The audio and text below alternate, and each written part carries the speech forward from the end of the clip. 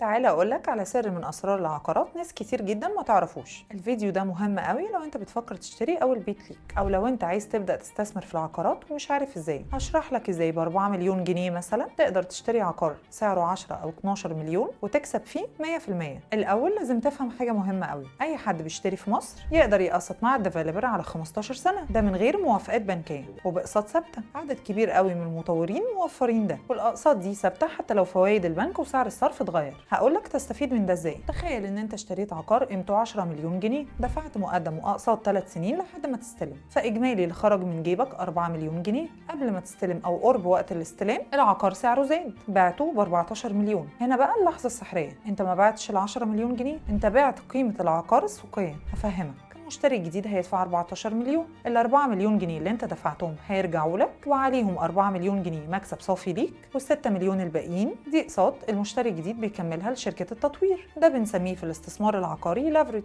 او الرفعة المالية. ببساطة انت استخدمت قوة ال 10 مليون جنيه وكسبت منهم، في حين ان انت فعليا ما شغلتش غير 4. عشان تعمل ده ومن غير مخاطرة عالية في شوية شروط. اول حاجة انك تختار المطور صح، لازم تشتري مع مطور تقيل اسعاره بتزيد دايما عشان الفجوة بين سعر الشراء وسعر إعادة البيع تكبر، خصوصا انك لازم تبيع بسعر اقل من سعر المطور. تاني حاجه التوقيت بتاع الانتري بوينت بتاعتك، افضل وقت تطبق فيه ده هو وقت اللونش، لانك بتاخد اقل سعر للمتر واطول فتره سداد. تالت حاجه وقت الخروج، بيع قبل ما تستلم ب6 شهور او سنه عشان تغري المشتري الجديد بالاستلام القريب، وفي نفس الوقت تبقى دفعت مبلغ قليل عشان تلاقي المشتري اللي معاه الكاش اللي انت عايزه. لو طبقت الاستراتيجي دي وانت بتشتري اي عقار هتفرق كتير قوي في ثروتك.